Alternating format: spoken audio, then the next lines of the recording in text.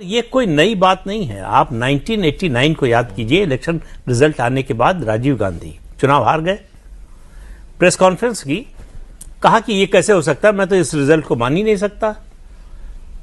1984 में बीजेपी को 8% वोट मिले, 2 सीटें मिली। अब इनका वोट शेयर 12% हुआ और इनको 85-86 सीटें मिल गई। तो ये तो एडअप नहीं करता। ये बिल्कुल, इसको मैं मानने को तैयार नहीं हूं। तो ये कोई पहला मौका नहीं। दूसरा, वोट की चोरी कैसे होती है। 1952 पहला जनरल इलेक्शन, रामपुर से मौलाना आजाद चुनाव लड़ रहे थे, चुनाव हार गए। वहां से जो विपक्ष के उम्मीदवार थे उनको लगभग 20,000 वोट से जीता हुआ घोषित कर दिया। डीएम जो रिटर्निंग ऑफिसर होता है उसने, और उनकी पार्टी के लोग जुलूस निकालने लगे।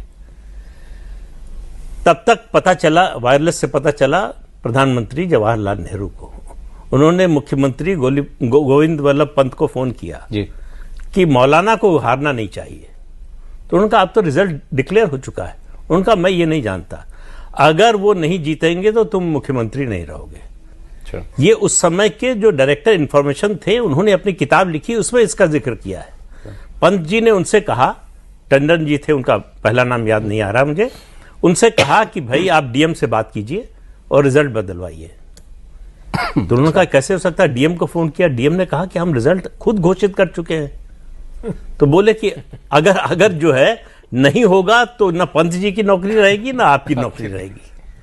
तो उस समय जो पोलिंग का तरीका था, वो हर उम्मीदवार का एक बक्सा होता था। अच्छा। उस पर कोई सिंबल नहीं होता था, कुछ नहीं होता था, कोई मुहर नहीं लगती थी।